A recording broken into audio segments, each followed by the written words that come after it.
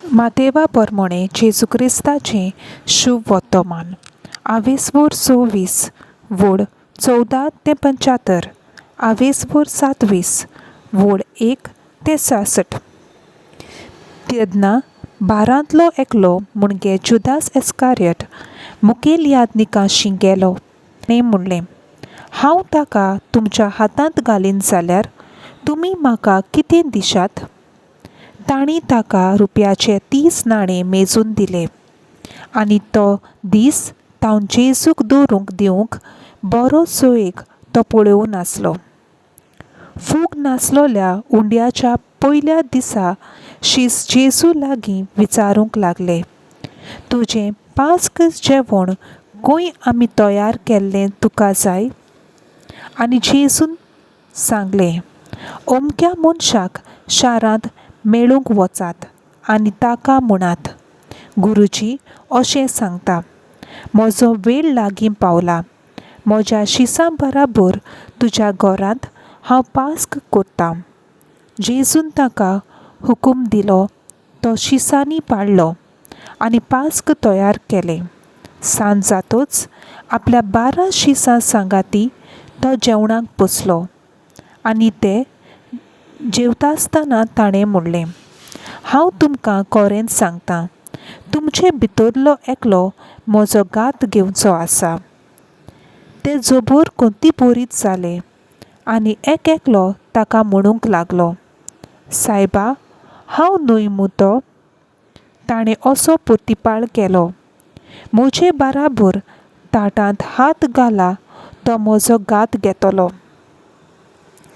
मनशाचो पूत ताचे विशीं बरयलोलें आसा त्या परमणे वेता खरो, पूण जो मनीस मनशाच्या पुताचो घात घेतलो ताचें खोटा खोटा.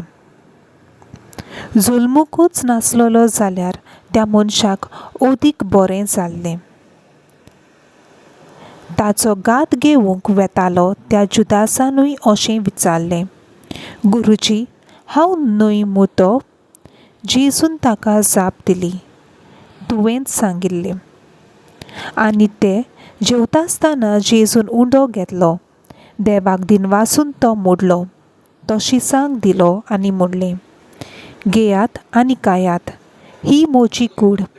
मागीर ताणें पात्र घेतलें आनी देवाक दिनवासून तें तांकां दिलें आनी म्हणलें, तुमी सोमेस्त हातलें पियेयात, हें म्हजें रगत, कराराचें रगत, सगल्या मनशांक पातकाचें बोगसणें जोडूंक घेवचे खातीर तें हांवें वारोवचें आसा.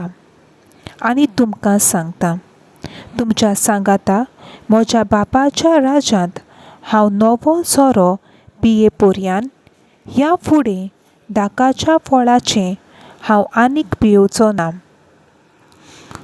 स्तोत्रां गायल्या उपरांत ते जैतुनाच्या दोंगरार वचूंक भायर सरले. तेन्ना जेजून तांकां सांगलें, आयचे राती तुमी सगळे म्हाका सोडून वेतल्यात, तर अशें बरयलोलें आसा, हांव गवळ्यांक मारतलों आनी शेळ्यांची दुसपट जातली. पूण देवान म्हाका पुनर्जिवंत करतच हांव तुमचे आदीं गालिल्यांत वेतलों. ह्या उतराक पेद्रून म्हणलें, सगळेच पर्यान तुका सोदून गेले जाल्यार हांव कसोच तुका सोदपाक ना. जेजून ताका जाप दिली, हांव तुका सत सांगतां, आयचे राती कोंब्यान साद घालचे आदीं तूं 3 पावटी म्हाका वळखोनाय म्हूण सांगतलोय. पेद्रून ताका म्हणलें, तुजे बराबर पडलें जाल्यारूय हांव तुका कदींच सोदून वचपाक ना. हेरान शिसांनी तशेंच म्हणलें. तेन्ना जेजू तांचे बराबर जेतिमानी म्हणलोल्या मळ्यांत गेलो आनी ताणें शिसांक म्हणलें, हो थंय वचून हांवें मागणें करीसर तुमी हांगा बसात. आनी पेद्रूक आनी जेबीदेवाच्या दोगा पुतांक ताणें आपणा बराबर व्हेलें. तेन्ना तो तळमळूंक आनी मिमेडूंक लागलो. तेन्ना ताणें तांकां म्हणलें, कोंतीन बरोन म्हजो जीव मरणाचे तोडीर पावला. तुमी हांगा रावात आनी म्हजें सांगाती जागरण करात. आनी मातसो फुडें वचून तो ओमतो पडलो आनी अशें मागणें करूंक लागलो, बापा म्हज्या, जाता जाल्यार म्हजें वेलें हें पात्र पयस वचूं दी. तरी पूण म्हाका जाय तशें न्हय, तुका जाय तशें जावं दी. शिसा चोरचें परतो ये जाल्यार ते ताका न्हिदलोले मेळ्ळे आनी ताणें पेद्रूक म्हणलें, म्हणटूच 1 तास भर म्हजे बाराबर जागे रावंक तुमच्या नजो जालें मू? तुमी ताळणीत पडना जावंक जागृत रावात आनी मागणें करात. ओमतो राजी आसा खरो, पूण कूड अस्कोत. ताजें सुरशिल्लो वचून ताणें नव्यान दुसरे फावटी अशें मागणें केलें, बापा म्हज्या, हांवें हें पात्र पियेल्या बगर तें पेल्यान काडून जायना जाल्यार तुजी कशी जावं. आनी परतून ये जाल्यार ते ताका न्हिदलोले मेळ्ळे. इतले ताचे दोळे जेमेन जोड जाल्ले.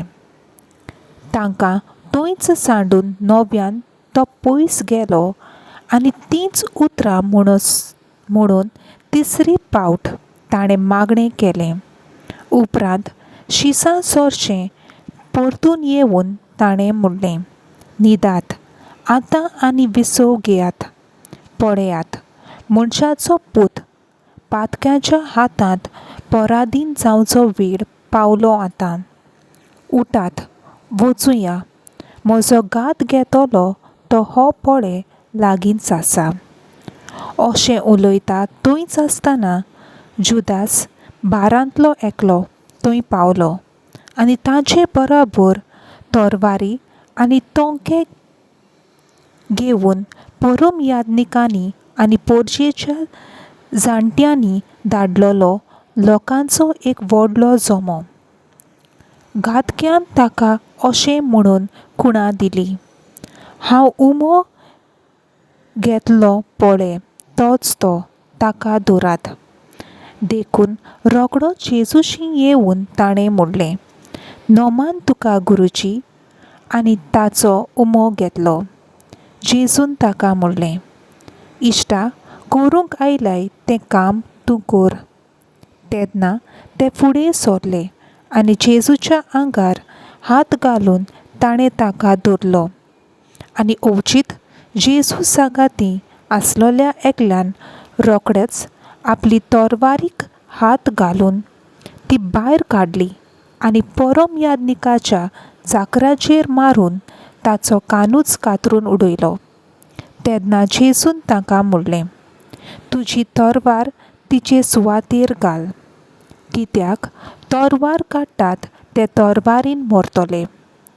वो म्हज्या बापा कडेन हांवें मागल्यार तो 12 वन ओगली देवदूतांची लस्करां आतांच म्हज्या आदाराक धाडचो नाशें तुका दिसता? पूण अशें जावंक जाय म्हूण पवित्र पुस्तकां सांगता तें कशें घडोवन येतलें तर? त्या वेळार जेजून उरपोंचीक म्हणलें, तुमी तरवारी आनी तोणके घेवन म्हाका धरूंक येवंक हांव कोण पूड कितें? दिसपट्टो तुमचे मदें बसून हांव देव मंदिरांत शिकवण दितालों तेन्ना तुमी म्हाका धरलो ना. पूण प्रवाद्याची बरोवपां पाळोवन येवचे खातीर हें सगळें घडलें. त्या वेळार सगळे शीस ताका सांडून पळून गेले. जेजूक धरलो त्या मनशांनी ताका परम याजका केफासागेर व्हेलो. थंय शास्त्री आनी जाणटे एकठांय जाल्ले. पेद्रू पयस धांवन ताचे फाटल्यान चलून परम याजकाच्या आंगणांत पर्यान गेलो आनी भितर सरून हाची संपादनी कशी जायत ती पळोवंक कामदारां बरोबर बसलो. मुखेल याजक आख्खे महाधर्मसभे बराबर जेजूक मरणाचें फर्मोण दिवचे खातीर ताचे आड फिर्याद करूंक कोणूय लोटीक आरोपी मेळीत काय म्हूण सोदताले.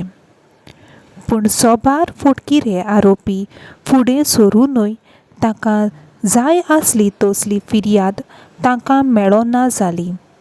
शेकी 2 जाण फुडें सरले आनी ताणें सांगलें. हाणें म्हणलां, देवाचें मंदीर मोडूंक आनी तें 3 दिसांनी बांदूंक म्हाका पदवी आसा. तेन्ना उबो रावन परमयाज्ञिकान ताचे कोडे विचारलें, कांयच जाप दिनाय? हे तुजेर आड ही फिर्याद दितात तें कितें? पूण जेजून जाप काडली ना. आनी परमयाज्ञिकान तांकां म्हणलें, जिव्या देवाच्यान हांव तुमकां हुकूम घालतां, सोपूत घे आनी आमकां सांग, क्रिस्त तूं? देवाचो पूत तूं? जेजून ताका परतिपाळ केलो, तुवेंच अशें सांगलें.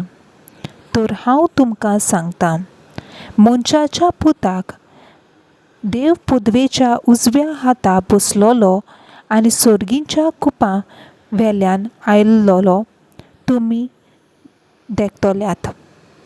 तेन्ना आपलीं वस्त्रां पिंजून परमयाज्ञिकान म्हणलें, हाणें देव निंदा केली. साक्षीदारांची आनीक कसली गरज आमकां? चोत्राय धरात, तुमी आतांच देव निंदा आयकल्या. तर तुमकां कितें दिसता? ताणें जबाब दिलो, ताका मरण फावो. तेन्ना कांय जाणांनी ताच्या तोंडार तिंबी उडयली आनी ताचेर तापटां मारलीं.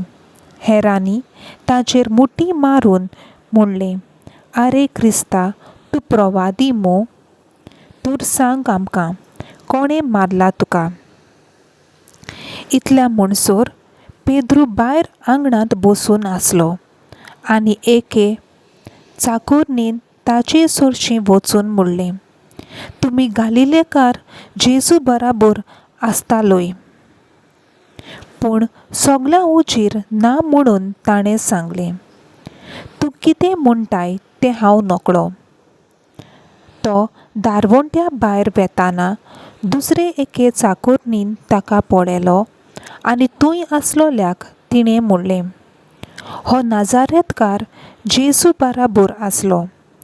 आनी ताणें सोपूत घेवन नव्यान ना म्हणलें आनी सांगलें, ह्या मनशाक हांव वळखोच ना.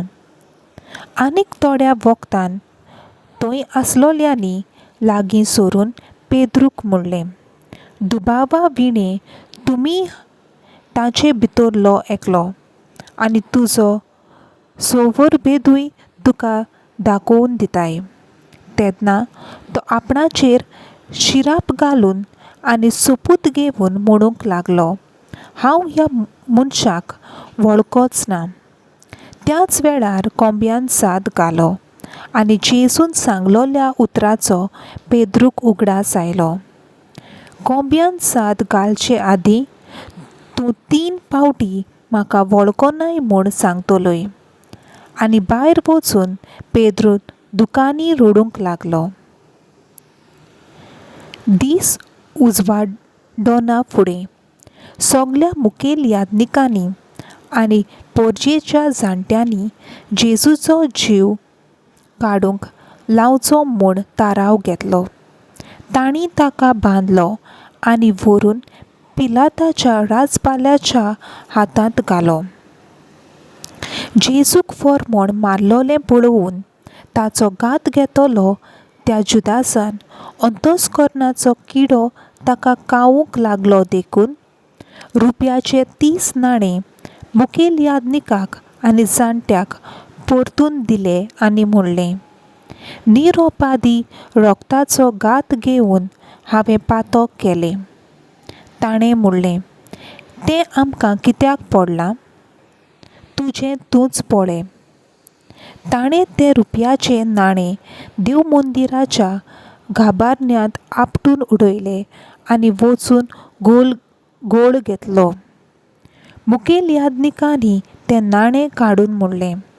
तें देव मंदिराच्या भांडारांत घालून न्हय, तें रोगताचें मोल. आनी ताराव घेवन परदेशांक पुरूंक त्या पयशांनी ताणें कुंबुराचें एक बाट विकतें घेतलें. ह्या कारणाक लागून ते सुवातेक आयज पर्यान हाकेलदामा मुणगे रोगताचें बाट म्हूण नांव आसा. तेन्ना देवान जेरेमियास प्रवाद्या वरवीं सांगलोलें तें खरें जालें. आनी ताणें रुपयाचें 30 नाणें घेतलें. हेंच इस्रायेलाच्या लोकांक मोदें मनशाक दिवचें थारायलोलें मोल. आनी सर्वेस्परान म्हाका हुकूम घाल्लो त्या प्रमाणें कुंभाराच्या बाटांत तें मोडलें. मागीर जेजूक राजपाला मुखार उबो केलो आनी राजपालान ताचे लागीं अशें विचारलें, जुदेवाचो राजा तूं? जेजून ताका अशें म्हणलें, अशें तूं सांगताय. आनी मुखेल याजक आनी जाणटे ताचेर आड गाराणें करीत आसतना ताणें जापूच काडली ना. तेन्ना पिलातान ताका म्हणलें, कितल्यो गोवायो तुजेर आड ते दितात त्यो तुमी आयकोनाय? पूण ताणें एका उतराक लेगून आपणाक जाप दिली ना म्हूण राजपालाक एकदम मोठें अजाप दिसलें. दर उत्सवाच्या समयार खंयच्याय एका कैद्याक लोकांक जाय ताका राजपालान सुटका दिवची संवय आसली. तेन्ना बाराबासाक म्हणलोलो सगळ्यांचे वळखीचो एक कैदी आसलो. देखून थंय एकठांय जाल्ल्या लागीं पिलातान विचारलें, कोणाक हांवें सोडलोलो तुमकां जाय? बाराबासाक वो क्रिस्त म्हणटात त्या जेजूक? नाटकायेन ताणें जेजूक आपणाच्या हातांत घाला म्हूण पिलातान बरें जाणो आसलो. राजपाल निती सोदरेर बसलोलो आसतना ताचे पत्नीन अशें ताका सांगूंक धाडलें, त्या प्रमाणीक मनशाचें बान घोडेंत तुमी पडो नाकात. म्हाका ताचें सोपोन पडून आयज हांवें जायतें भोगलां. त्या म्हणसर मुखेल याजकांनी आनी जाणट्यांनी बाराबासाक सुटका आनी जेजूक मरणाचें फर्मोण मागूंक लोकांच्या मनांत घालें. देखून ह्या दोगां भितरल्या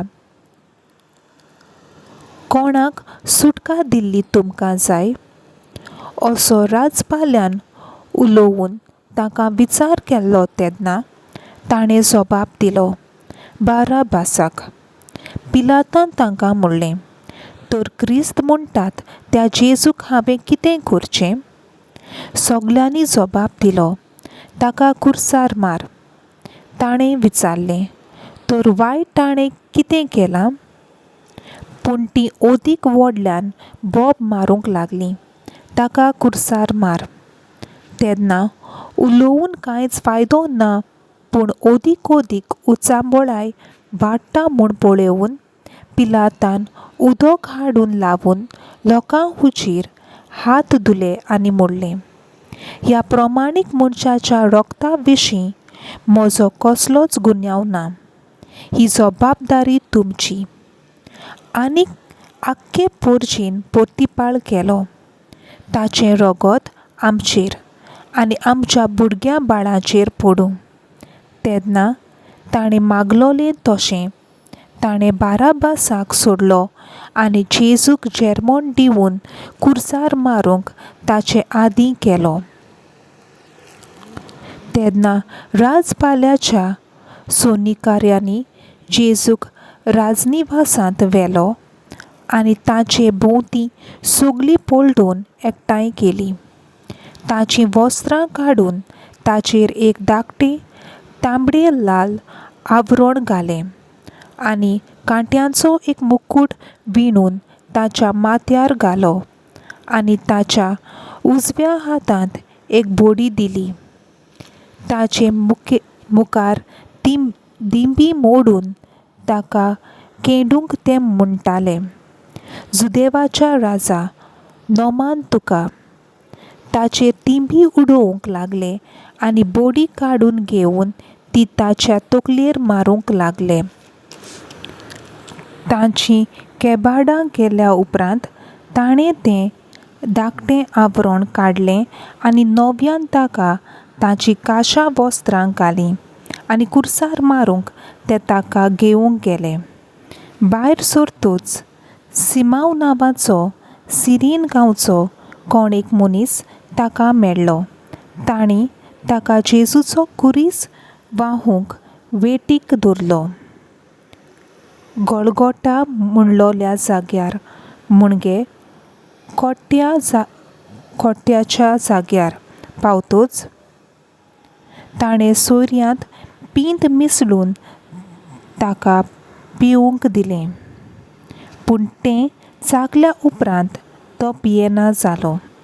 ताका कुर्सार मारल्या उपरांत ताणें सोरती घालून ताचीं वस्त्रां वांटलीं आनी थंय बसून ते ताका राखूंक लागले. ताच्या माथ्या वयर ताचो गुन्यांव असो बरोवन घालो, हो जेजू जुदेवाचो राजा. तेन्ना ताचे बराबर दोगां फुडांकूय कुर्सार मारले, एकाक उजव्याक आनी दुसऱ्याक दाव्यान. तेणें येतो विटो लोक आपली तकली हालयत जेजूच्यो केडण्यो करून म्हणटालो, देव मंदीर मोडून उडयताय आनी तें 3 दिसान नव्यान बांदताय तो तूं मुरे? तूं देवाचो पूत जाल्यार तुकाच निवार आनी कुर्सा वेलो देंव आतां. तेच पोरी धर्मशास्त्र्यांनी आनी जाणट्यां बराबर मुखेल्याधिकांकूय ताची निंदा करून म्हणटाले, दुसऱ्यांक सोडलोलीं हाणें हाचे लागीं आपणाकूच सोडूंक जायना. तो इस्रायेलाचो राजाकूय. तर ताका आतां कुर्सा वेलो देंवूं दी आनी तेन्ना आमी ताचेर बावाट दवरतल्यो. हाणें देवाचेर विस्वास दवरलो. आतां देवाक तो जाय जाल्यार ताणेंच हाका सोडूचो. तर हांव देवाचो पूत अशें हाणें सांगलोलें आसा. तेच भाशेन ताचे बराबर कुर्सार मारलोले ते पुंडूय ताच्यो केश्टावयो करताले. दनपार तावन 3 वाजो पर्यान सगल्या देसाचेर काळोख पडलो आनी सुमार 3 वाजता जेजून व्हडल्या ताळ्यान म्हणलें, एली एली लामा साबाखाथनी, म्हणजे देवा म्हज्या कित्याक तुवें म्हाका सांडलोय. हें आयकून थंय आसलोल्या कांय जाणांनी म्हणलें, हो एलिजाक उलो मारता. आनी ताचे मदल्या एकल्या धांव मारून एक आलंबीन हाडलें आनी तें शिरक्यांत बुडोवन आनी एके बोडयेक लावन ताणें जेजूक पिवंक दिलें. हेरांनी म्हणलें, राव, एलिजा ताका सोडोवंक येता जाल्यार पळोवया. पूण आनीक फावट व्हडल्यान आदरून जेजून प्राण सोडलो. तेन्ना देव मंदिरांतल्या गाभाऱ्याचो पड्डो वयर धांवन सकयल दोशी पिंजलो. भूंय कांपली, कोडपां फुटलीं, समाधी उक्त्यो जाल्यो आनी जायत्या मेलोल्या धर्मवंत मनशाच्यो कुडी जिवंत जाल्यो. आनी तांच्या पुनर्जिवनपणा उपरांत तीं आपल्या समाधींतलीं भायर सरून पवित्र शारांत गेलीं आनी सोबार जाणांक दिश्टी पडलीं. भुंयकांप आनी हेर घडटालें तें पळोवन शेवपोती आनी ताचे बराबर जेजूक राखताले ते जबर भिवून म्हणूंक लागले, हो खरेपणी देवाचो पूत आसलो. जेजूची सेवा चाकरी करून गालिल्याक धांवन ताचे फाटल्यान आयिल्ल्यो सोबार बायल्यो थंय आसल्यो आनी पेल्यान रावून हें सगळें पळयताल्यो. ताचे भितर मागदालेनाची मारिया, जाकोबाची आनी जुजेची आवय मारिया आनी जेबीदेवाची पुताची आवय. सांज जाल्या उपरांत जुजे नांवाचो एरिमेथ्याचो एक गिरेस्त मनीस आयलो. तोय जेजूचो शीस जाल्लो. ताणें पिलाताशी वचून जेजूची कूड मागली. तेन्ना पिलातान ती कूड दिवंक लायली. कूड घेवन जुजेन ती एके नितळ ओलीन गुठलायली आनी खोडपांत कातरून गेल्ले आपले नवे समाधींत ती लिकिपिली. मागीर ताणें एक व्हडली फातर गुंडाळून हाडली आनी समाधीच्या दाराक ती लावन आपूण गेलो. मागदालेनाची मारिया आनी दुसरी मारिया समाधी मुखार बसून रावल्यो. दुसऱ्या दिसा म्हणजे तयारेच्या दिसा उपरांत मुखेल याजक आनी फारिसेव एकठांय जावन पिलाता चोरशीं आयले. तांणी म्हणलें, श्रेश्ठ राजपाला, त्या फोटिंगा जिवो आसतना अशें सांगलां म्हूण आमकां उगडास आसा. 3 दीस जातच हांव नव्यान जिवंत जातलों. म्हणटच तिसरो दीस पुर्यान समाधी बरी करून रावूंक लाय, नाजाल्यार ताचे शीस घोडयेक येवन ताका चोरयां व्हरीत आनी लोकांक सांगीत, तो मेलोल्यांतलो जिवंत जाला. ही निमाणी फटोवणी आदीं जावन गेलां ताचे परस अदीक पाश्ट जातली. पिलातान तांकां सांगलें, हे पळय राखणदार आसात, तर वचात आनी तुमकां तांकता ते भाशेन राखण करात. थंयसरले ते भायर सरले आनी फातरीक शिक्को मारून आनी राखणदाराचो पारो दवरून समाधीन घोट करून गेले. देवाचें उतर हें. देवाचो व्हड उपकार.